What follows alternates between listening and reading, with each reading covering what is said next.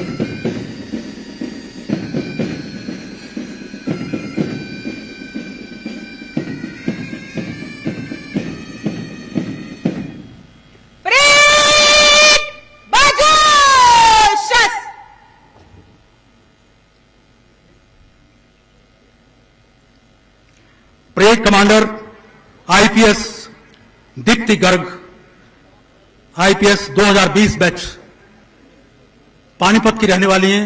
BSc mathematics honour से उन्होंने शिक्षा ग्रहण किया। वो रिपोर्ट कर रही है मुख्यमंत्री महोदय को परेड निरीक्षण के लिए। एक बार जोरदार तालियां बजाएंगे हम सब।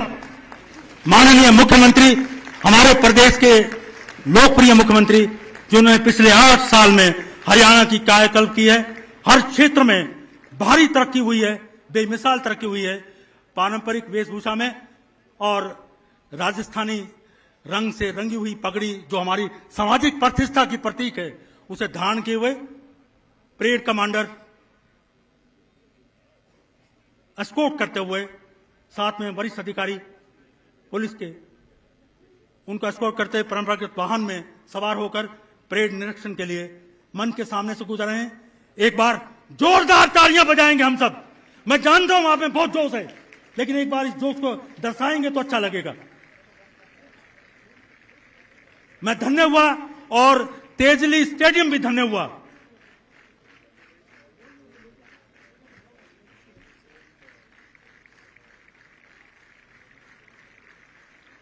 चौदह मई 1954 को निदाना रोहतक के किसान परिवार में पैदा हुए माननीय मुख्यमंत्री श्री मनोहर लाल बचपन से मानवता के प्रति समर्पित थे।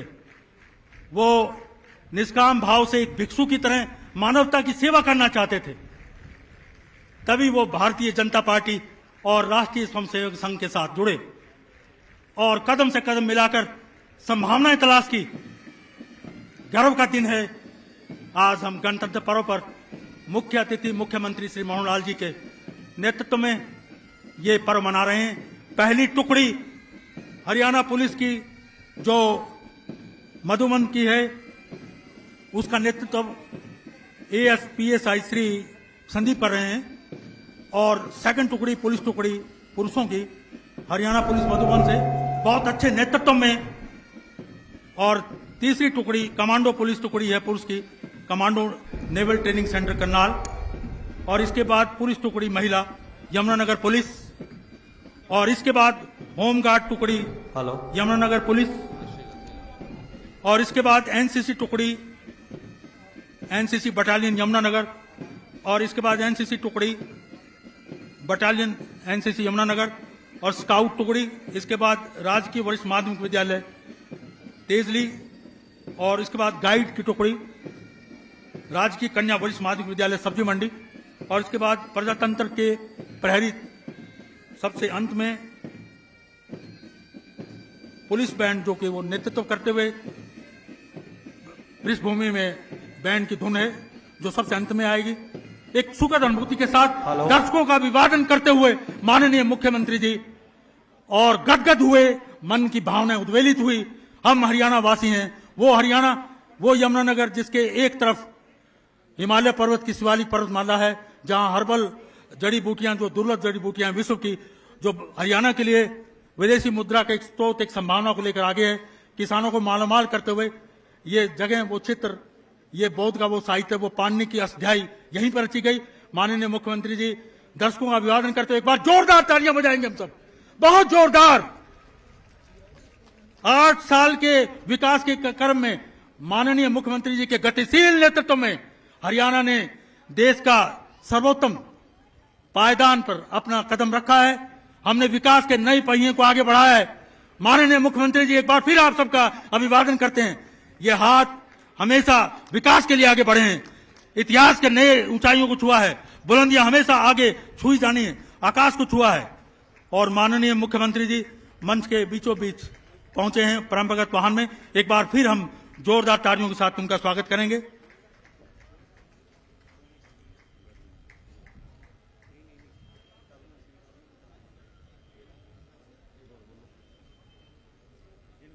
अपना स्थान ग्रहण करेंगे माननीय मुख्यमंत्री महोदय। Parade commander Deepti Garg IPS बड़ी मुस्तैदी के साथ कमान को संभाले हैं। पानीपत की ये बेटी जिसने बीएससी ऑनर्स मैथमेटिक्स में किया और 2020 में आईपीएस बनी, अब वह Haryana state narcotics control bureau Ambala में तैनात हैं परेड को कमान देने के लिए।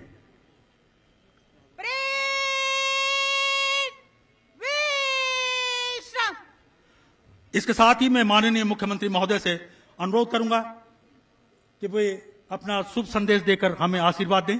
माननीय श्री मनोहर लाल जी, मुख्यमंत्री हरियाणा सरकार।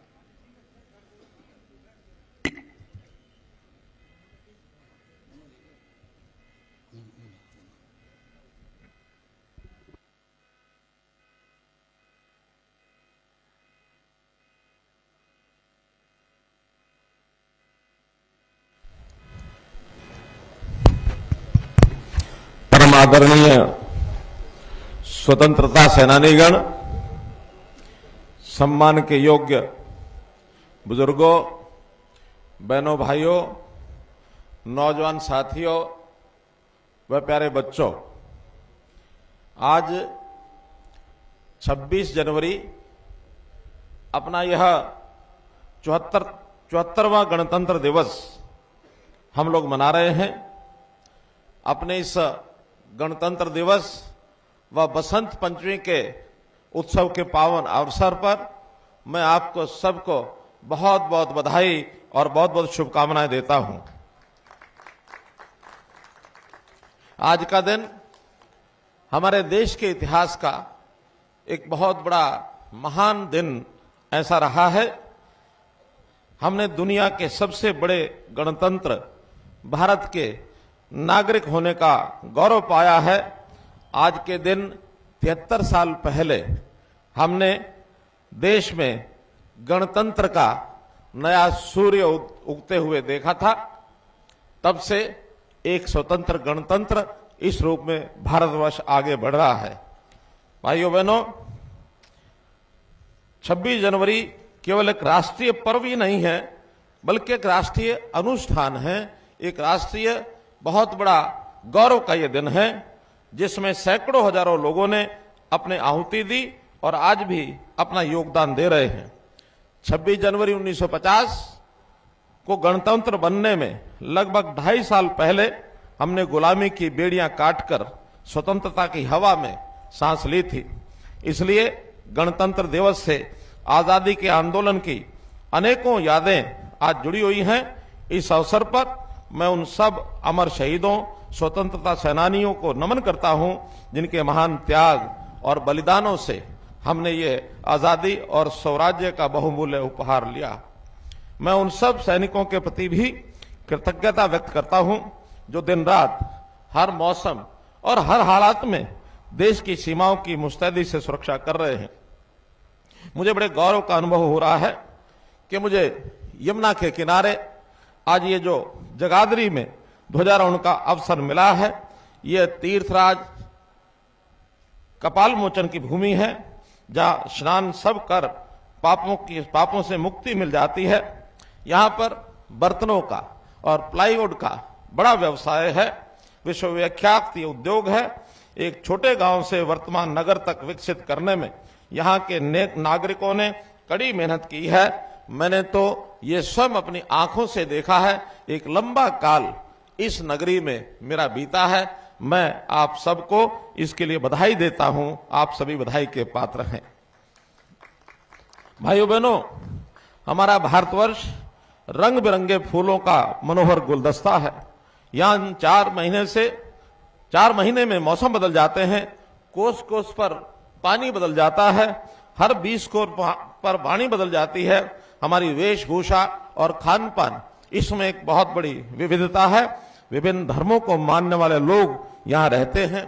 इन सब विविधताओं से भरे देश के लिए संविधान निर्माताओं ने बड़ी सूझबूझ से हमारा संविधान बनाया, जिसने देश को एक सूत्र में पिरो कर रखा है लगातार पिछले 75 वर्षों से, और अपने देश को इसी संविधान के अनुरूप चल करके आगे बढ़ा रहे हैं। हमारा संविधान लोकतंत्र का पावन ग्रंथ है। डॉक्टर राजेंद्र प्रसाद जी का नेतृत्व कौशल है, जिसमें डॉक्टर भीमराव जी अंबेडकर जी की दूरदर्शिता, और यह संविधान लौह पुरुष सरदार वल्लभ भाई पटेल जी के दृढ़ निश्चय का भी प्रतीक है। हमारे संविधान में भारत की आत्मा बसती है।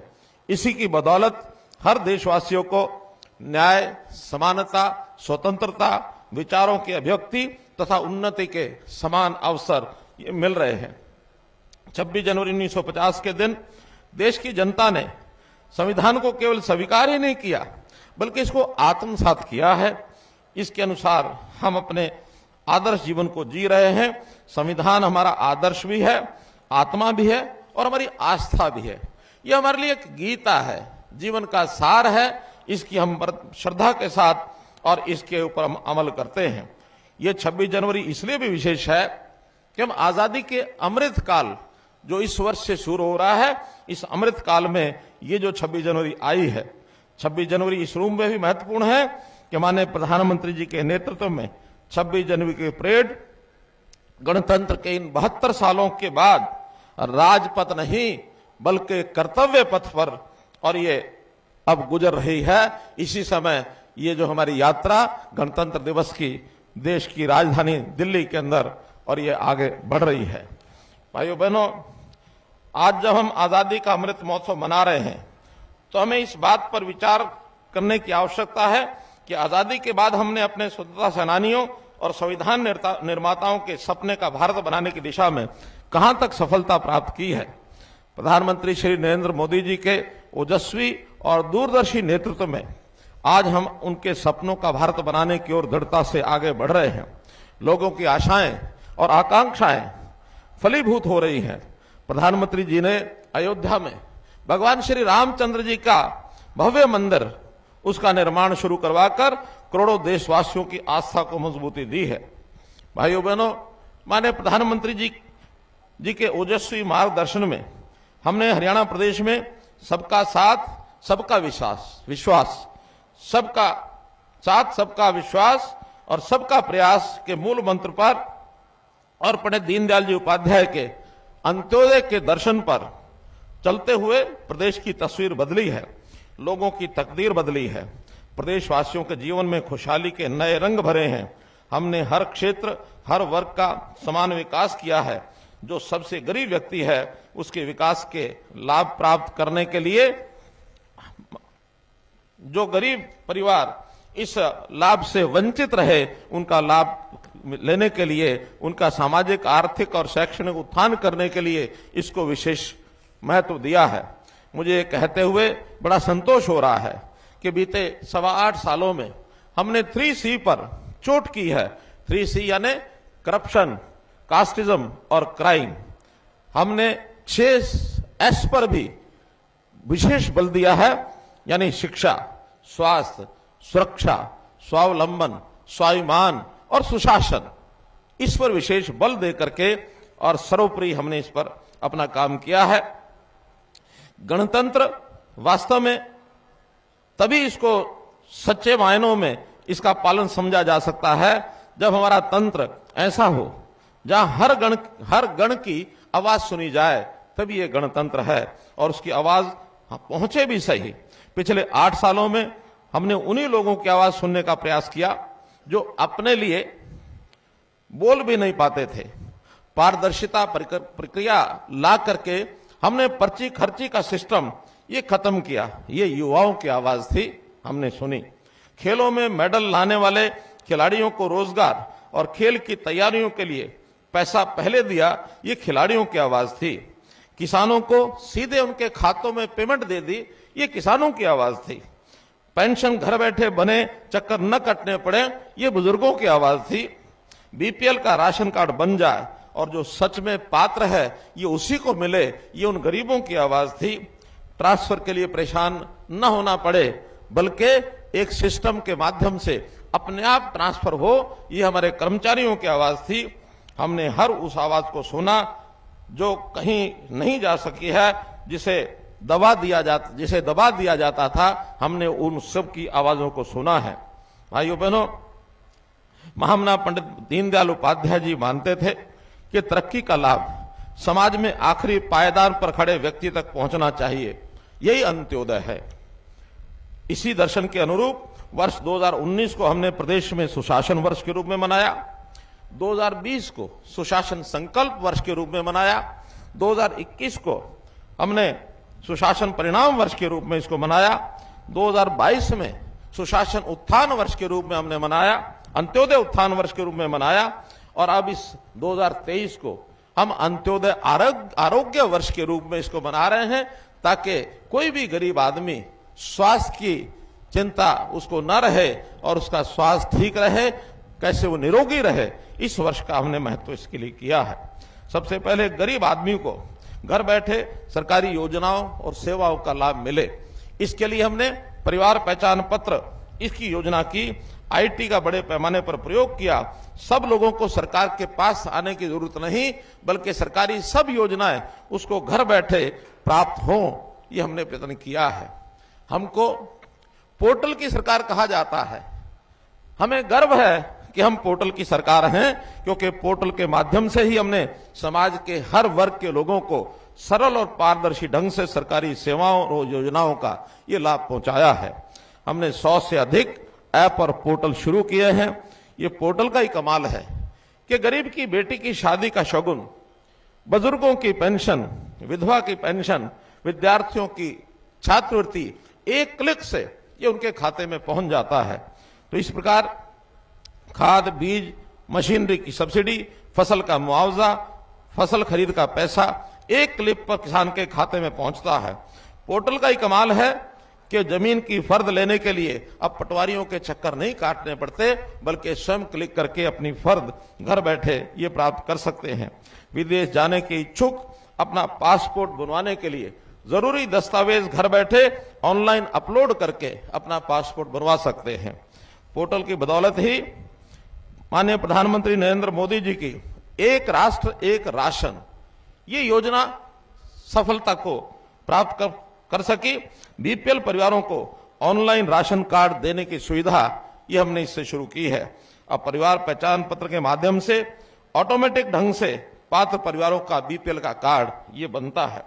पहले बीपीएल कार्ड केवल एक बार बना दिए जाते थे, हमने इसको डायनेमिक अर्थात अपने आप आय की जांच हो जाती है, उससे उसका बीपीएल कार्ड बनता है। और यदि कोई बीपीएल कार्ड 1,80,000 रुपए से आय से ऊपर चला जाता है, वो व्यक्ति अपने आप एपीएल हो जाता है। ये सब परिवार पहचान पत्र के माध्यम से ही संभव हो पाया है। इस एकमात्र दस्तावेज से सभी योजनाओं का और सेवाओं का लाभ पात्र व्यक्ति को घर बैठे ये मिलता है। भाइयों बहनों, हमने हरियाणा एक हरियाणवी एक ये संदेश दिया समाज के सब वर्गों को एकता के सूत्र में पिरोने के लिए, और हमने ये सब काम किए हैं। हमने विकास के नाते भी कोई कमियां नहीं छोड़ी हैं, चाहे वो राष्ट्रीय राजमार्ग हो, चाहे वो मेडिकल कॉलेज हर जिले में एक बनने की बात हो, हर जिले में 200 बेड का अस्पताल ये बनाया जाए, इसका भी हमने योजना शुरू की है।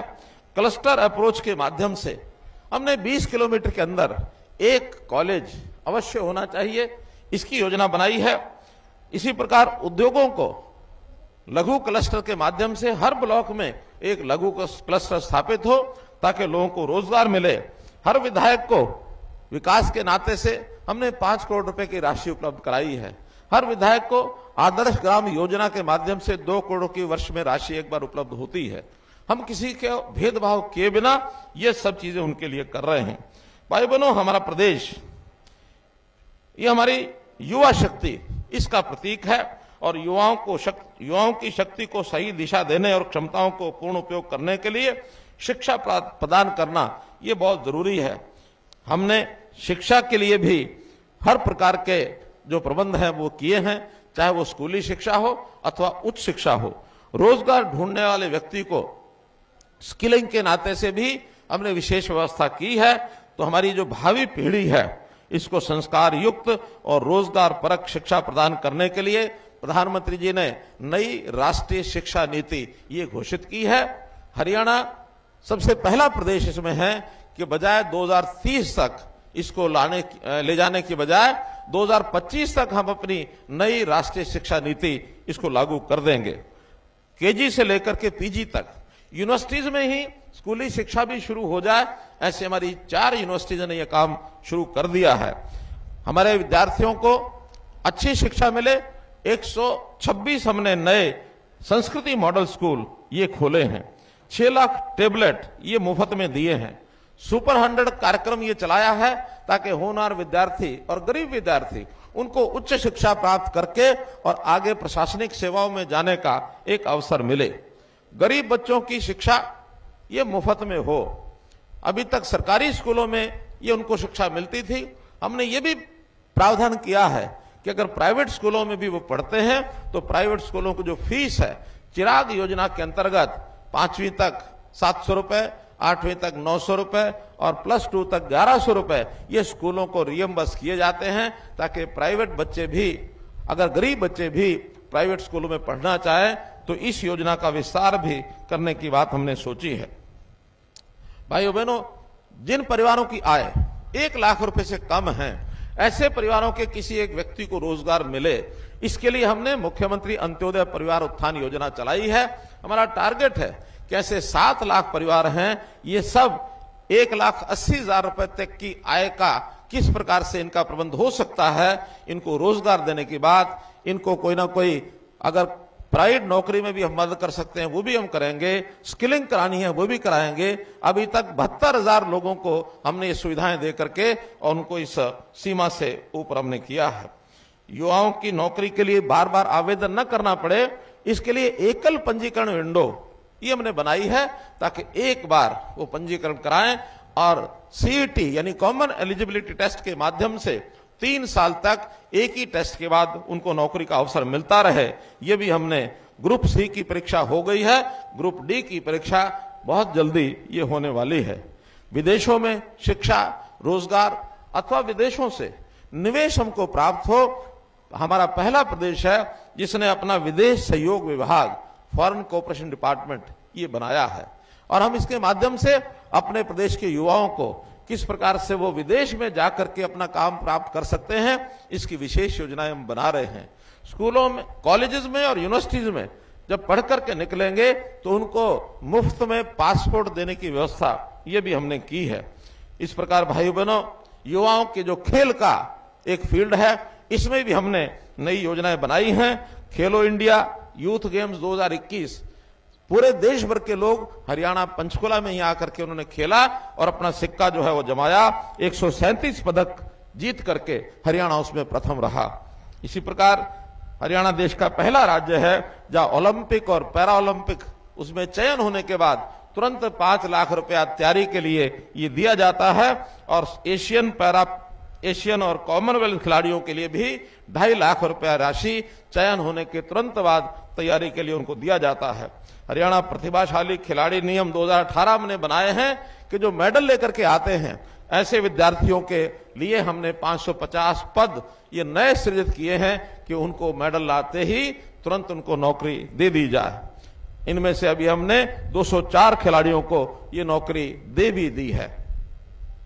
भाइयों बहनों, हमारी संस्कृति इस विचार को फलीभूत करती है कि सर्वे भवन्तु सुखिनः सर्वे सन्तु निरामया, अर्थात हर किसी को सुलभ और आधुनिक चिकित्सा सुविधा ये मिलनी चाहिए।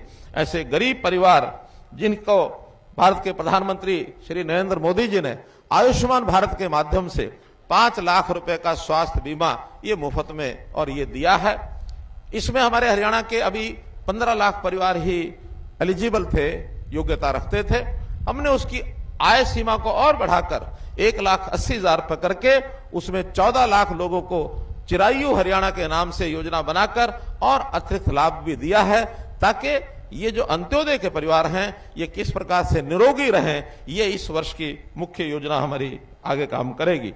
व्यक्ति अस्वस्थ न हो, इसके लिए आयुष एवं वेलनेस सेंटर्स ये खोले गए हैं, ताकि व्यक्तियों को रोगों से किस प्रकार से बचाया जा सके। इस योजना पर भी हम लोग काम कर रहे हैं।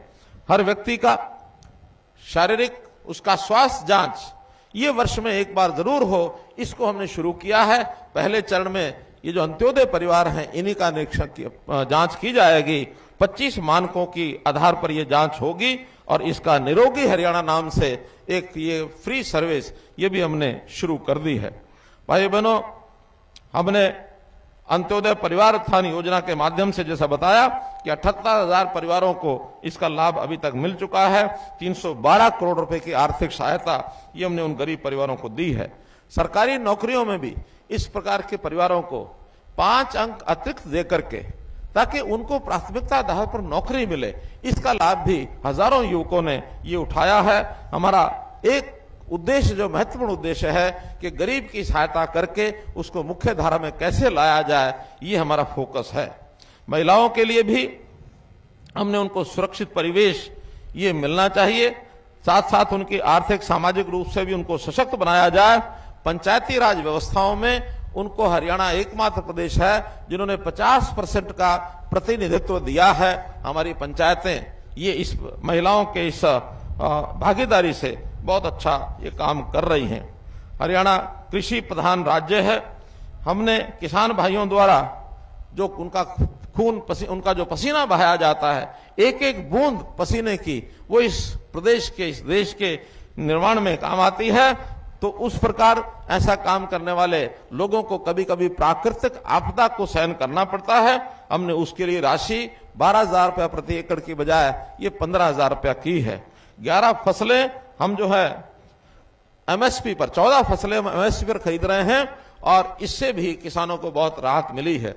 अभी कल ही हमने गन्ने के किसानों की मांग के ऊपर 10 रुपए की राशि बढ़ा करके और 372 रुपया प्रति क्विंटल गन्ना ये खरीदा जाएगा, ऐसी भी हमने घोषणा की है। भाई बहनों, हम जानते हैं कि ये इलाका एग्रो फॉरेस्ट्री का इलाका है, खास करके यमुनानगर जिला। तो एग्रो फॉरेस्ट्री भी जो लोग करेंगे उनको सहायता के रूप में लगातार 3 वर्ष तक 10,000 रुपया प्रति एकड़ ये राशि भी दी जाती है। पशुधन इसका पालन करने वाले भी, क्योंकि एक प्रमुख साधन है ग्रामीण लोगों के लिए, तो इसके लिए पशुधन किसान क्रेडिट कार्ड योजना ये हमने शुरू की है, ताकि किसानों को पशुओं के खरीदने पर भी उनको लोन आदि की व्यवस्था ये मिल सके। भाइयों बहनों, जैसा हम जानते हैं कि गांधी जी ने कहा था कि जब तक गांव का विकास नहीं होगा तब तक इस देश का विकास करना संभव नहीं हो पाएगा। तो गांधी जी के ग्राम स्वराज्य को आजादी के 75 साल पूर्ण होने पर हरियाणा ने पूर्ण रूप से कई योजनाएं लागू की हैं। जैसा पैसा जो गांव के विकास का है वो सीधा गांव में भेजते हैं। वहां के सरपंच, पंचायत समिति, जिला परिषद के जो हमारे चेयरमैन अपने वहां प्रस्ताव पारित करके अपनी इच्छा से उस पैसे का उपयोग करेंगे, कोई उसमें बाधा नहीं आएगी। जो पहले ये फाइलें सब चंडीगढ़ जाती थी, अब चंडीगढ़ जाने की बजाय हर एक को अपना पूरा अधिकार है। एक शर्त जरूर रखी हमने कि ये सारे काम पारदर्शी तरीके से होने चाहिए, ताकि लोगों का विश्वास हमारे ऊपर बना रहे। तो पारदर्शी तरीके से, चाहे वो 1 रुपए का काम है अथवा 1 करोड़ रुपए का काम है, गांव के लोग अपने आप अपना काम करा सकेंगे, ऐसी हमने ये एक घोषणा की है। 26 जनवरी इस मायने में महत्वपूर्ण है कि हरियाणा के गांव को वास्तव रूप में एक गणतंत्र क्या होता है इसका लाभ ये उनको सबको दिखेगा और उनको मिलेगा। प्रदेश के विकास का मार्ग जैसा हम जानते हैं गांव की तरफ से होकर निकलता है, तो इसके लिए हरियाणा स्मार्ट ग्राम प्राधिकरण इसकी हमने योजना बनाई है। शहरों को स्मार्ट नगर ये तो हम बना ही रहे थे, लेकिन गांव में भी कंपटीशन शुरू हो कि हर गांव एक दूसरे से आगे बढ़े। तो स्मार्ट गांव की ये कल्पना शुरू की गई है। गांव के हर व्यक्ति को अपनी बात विकास के नाते सरकार के पास पहुंचाने के लिए ग्राम दर्शन पोर्टल ये हमने शुरू किया है।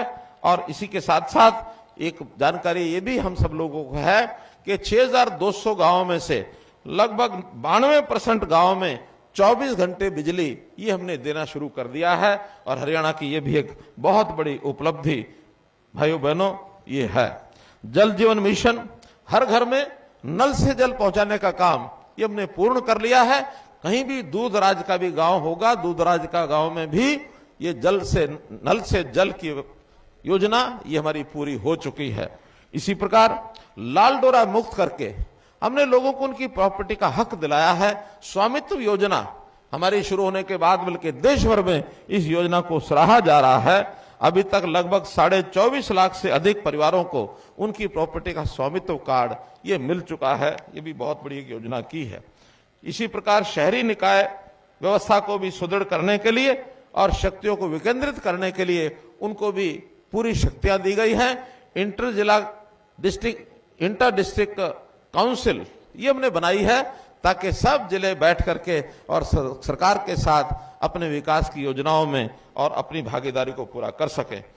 हमने 20 वर्ष की जिन शहरों में प्रॉपर्टी लोगों के पास पुरानी थी उनको भी स्वामित्व का अधिकार ये मिले, ऐसी योजना में भी हजारों लोगों ने इसका लाभ उठाया है। भाई बहनों, उद्योग के नाते एमएसएमई का उद्योग कैसे फले फूले, इसकी भागीदारी कैसे बढ़े,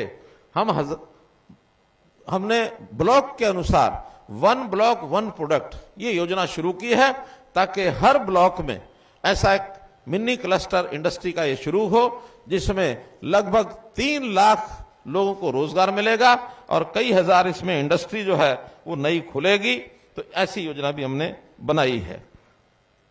भाइयों बहनों, कॉस्ट यानी किस प्रकार से राहत मिले उद्योग को, कॉस्ट, ईज ऑफ कॉस्ट, इसके नाते से भी हमने लीज पॉलिसी बनाई है ताकि किसी को उद्योग लगाने के लिए लीज पर जमीन लेकर के काम करने का ये अवसर मिले। व्यापारी भाइयों को भी प्रदेश में विकास का महत्वपूर्ण, क्योंकि वो उनका भी स्थान है, उनको भी हमने 20 साल से अधिक जो मैंने बताया किराया और लीज की व्यवस्था का, जिनके पास ये प्रॉपर्टीज हैं उनको उसका मालिकाना हक ये मिल सके, इसके लिए हमने काम किया है। हरियाणा व्यापारी कल्याण बोर्ड का गठन किया है। प्रधानमंत्री लघु व्यापारी मानधन योजना, इसके अंतर्गत भी इनको 6,000 रुपया वार्षिक ये सहायता मिलती है, इसके लिए भी हमने योजना बनाई है। प्रधानमंत्री स्वनिधि योजना के अंतर्गत रेडी फड़ी वालों के लिए ऋण की व्यवस्था की गई है ताकि ऋण लेकर के वो अपने काम को और सुचारू ढंग से चला सकते हैं। साथियों, इस गणतंत्र में हमें केवल अपने विकास की बात तक सीमित नहीं रहना है, बल्कि आगे के लिए भी कुछ संकल्प लेने होंगे। और यदि हम संकल्प लेकर के अपने इस प्रदेश को आगे बढ़ाने का विचार करेंगे तो निश्चित रूप से एक दिन आएगा जब हरियाणा देश में, दुनिया में अपना स्थान ये ऊंचा करेगा। और हरियाणा का स्थान ऊंचा होने से हर हरियाणा वासी उसको गौरव होगा, उसका सीना जो है वो चौड़ा होगा। अतः इस समय पर हमको संकल्प लेना होगा कि जो मेरे हक का है, क्योंकि हर व्यक्ति उसका अपना एक हक होता है, ये जो मेरे हक का है ये मुझे मिलना चाहिए, इसके लिए मैं पात्र हूं, वो चीज मुझे मिलनी चाहिए। लेकिन साथ ही विचार करना होगा कि जिस चीज का मैं पात्र नहीं हूं, दूसरा कोई पात्र है, ये उसको मिलना होगा।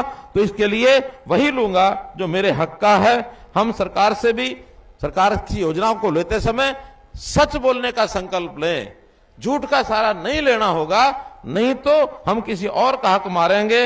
ये भी हमको विचार करके आगे बढ़ना है। गणतंत्र अगर जनता का है, जनता के लिए है, जनता के द्वारा इसको अगर लागू करना है तो हमको अपनी भागीदारी इस शासन व्यवस्था में भी सुनिश्चित करनी होगी कि हम समाज के आगे बढ़ने में अपनी भूमिका को कैसे निभा सकते हैं। तभी हमारा जो गणतंत्र है ये मजबूत होगा। मेरा कहने का भाव है कि हर व्यक्ति के उत्थान और कल्याण पर जैसा सरकार का ध्यान केंद्रित है, ऐसे ही समाज के हर नागरिक का ध्यान ये भी केंद्रित हो। परिणाम स्वरूप हरियाणा में ईज ऑफ लिविंग और हैप्पीनेस इंडेक्स, इसको हम कैसे आगे बढ़ा सके, इसका ग्राफ निरंतर ऊपर उठता रहे। समाज और देश प्रदेश में हैप्पीनेस के मानदंडों में सुशासन, प्रति व्यक्ति आय, स्वास्थ्य, जीवित रहने की उम्र, सामाजिक सहयोग, स्वतंत्रता, उदारता मुख्य रूप से हासिल किए जाते हैं। आज इन मापदंडों पर हरियाणा बहुत आगे बढ़ रहा है। हम इतना आगे बढ़ रहे हैं कि देश के दूसरे प्रदेश भी हमको फॉलो कर रहे हैं। आइए हम अपनी महान सांस्कृतिक परंपराओं और उच्च नैतिक मूल्यों पर चलते हुए राष्ट्रीय एकता, अखंडता को अक्षुण्ण रखने तथा देश व प्रदेश की सुख समृद्धि के लिए एकजुट होकर काम करने का संकल्प लें। अंत में गणतंत्र दिवस के इस पावन अवसर पर मैं आप सभी को पुनः बधाई और शुभकामना देता हूं। पूर्व प्रधानमंत्री स्वर्गीय श्री अटल बिहारी वाजपेयी जी की इन पंक्तियों के साथ मैं अपनी वाणी को विराम देता हूं। ये चंदन की भूमि है, अभिनंदन की भूमि है। ये चंदन की भूमि है, अभिनंदन की भूमि है।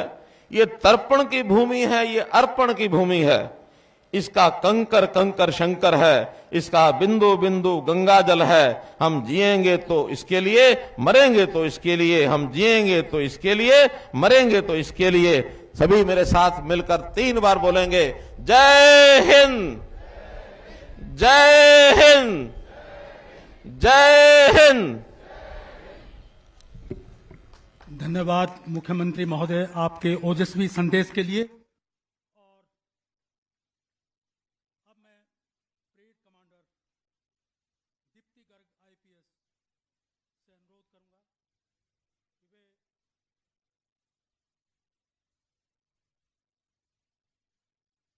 परेड को एक कमान देंगे मार्च पास्ट के लिए।